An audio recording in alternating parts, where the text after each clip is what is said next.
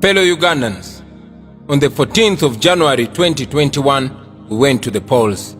It was clear even from the days before the election that Museveni was headed for a resounding defeat.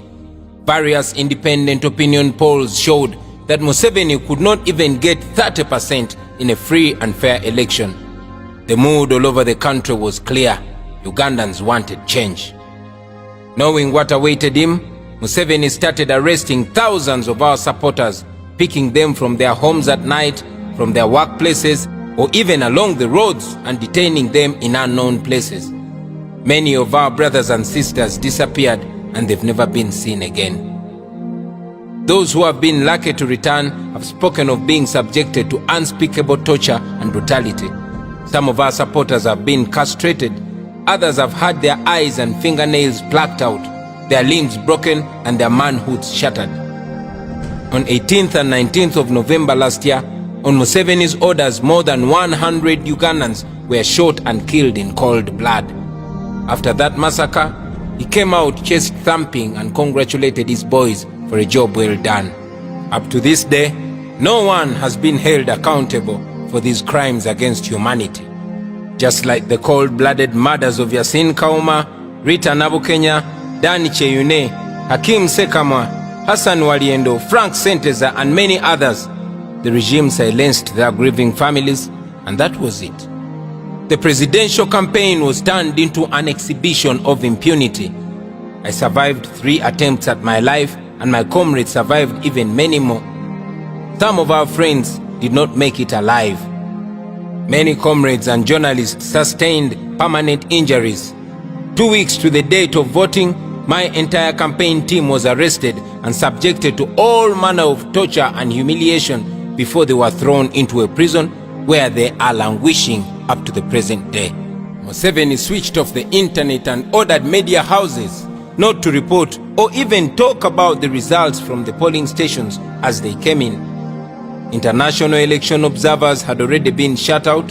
Foreign journalists were targeted and some of them were deported for the fear that they would expose the state-inspired violence and election fraud that was happening at that time. With this state of affairs, Museveni, aided by the Electoral Commission and the military, rigged the election like never before in the history of Uganda. In many districts of northern and western Uganda, citizens went to vote at 9 in the morning, but were told that the voting for the president had already ended. They could only vote for MPs and go back home. Voters wondered how ballot boxes were full of ballot papers even before the voting started. So many of our polling agents and supervisors had already been rounded up and taken to prison. In several districts such as Kwaniya, Isinjiro, Rukunjiri, Kabong and many others, soldiers traveling in military trucks went from polling station to polling station, taking all available presidential ballot papers in favor of Museveni. Those who dared to question the criminality were quickly silenced by bullets and batons. But even with this ballot stuffing, we were still leading Museveni with a clear margin. And then, Mr. Byabakama, whether on gunpoint or out of collusion, he started reading things which only he can explain where they were coming from.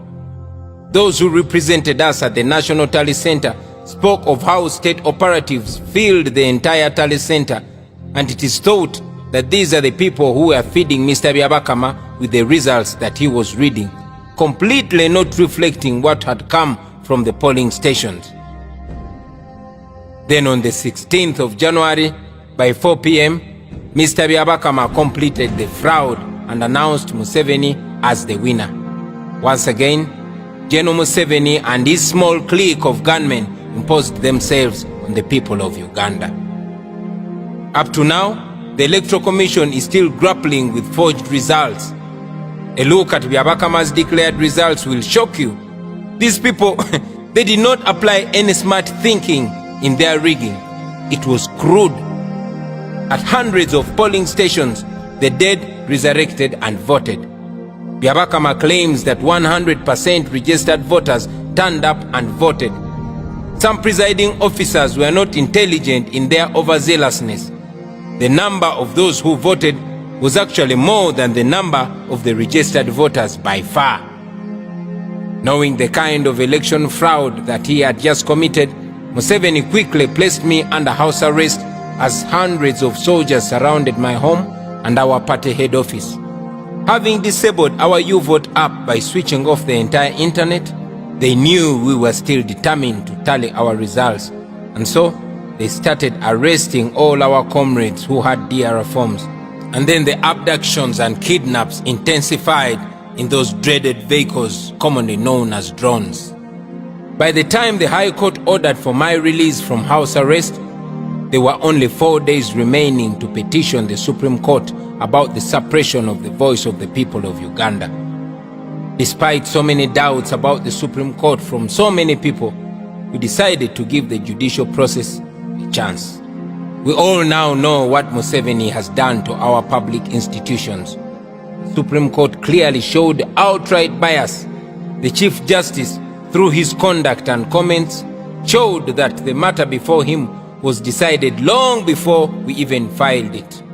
So it was because of these reasons that we decided to withdraw the case from the Supreme Court and bring it to you, the people of Uganda.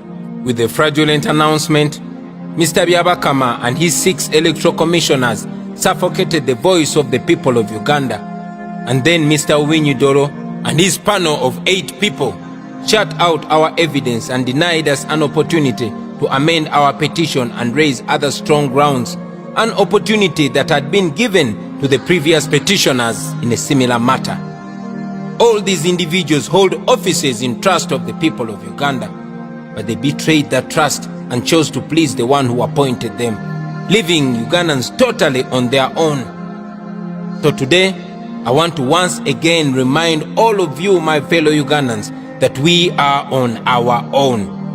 I have brought the case back to the court of the people, and the people of Uganda must now sit, in fact stand, and give judgment in this case. In 1980, General Museveni took part in an election which he lost miserably. He claimed that the election had been rigged and started a war. 500,000 of our people died in pursuit for a better Uganda. But look what Museveni has done. He has betrayed the blood of our people and has done many times worse than the regimes he castigated for rigging elections and for killing people and for causing enforced disappearances. Ugandans must now rise to the occasion and resist Museveni and his regime of blood. As we have been saying, we are non-violent and lawful. Our philosophy stands firm. People power is stronger than the people in power. Article 3 of our country's constitution empowers the citizens of Uganda to do everything in their power to restore the constitutional order once it has been overthrown, just like it is under Museveni. That is the next phase of our struggle. Many of you fellow Ugandans have been asking us what is next. The answer is you, me, all of us. The answer is people power. I therefore call upon all of you fellow Ugandans to rise and demand for our election victory, to demand for the immediate release of all the political prisoners, to demand that the security agencies immediately bring back all our people that have been abducted and kidnapped by the government in drones. We want our people back, dead or alive. Let us demand for an end to trying civilians in military courts.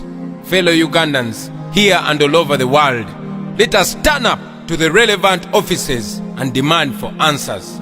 You can wear your mask and demonstrate peacefully. It is within the law. It may take shorter or longer, but I can assure you that if we come together and protest and demonstrate against the dictatorship, we shall get positive results.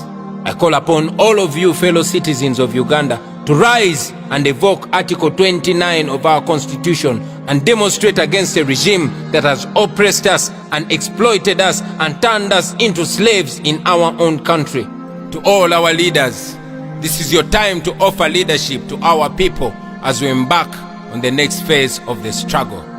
To you fellow Ugandans in the diaspora, please stand up and demonstrate at all our embassies all over the world at the parliaments in your countries and all relevant offices.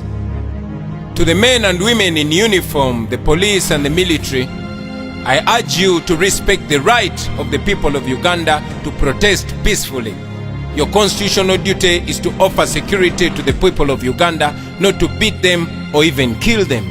I call upon all the forces of change to remember that this is not about any particular political party or politician. This is about our nation. The time is now. We must do this for ourselves. We must do it for our children, for our children's children. We must do it for God and our country.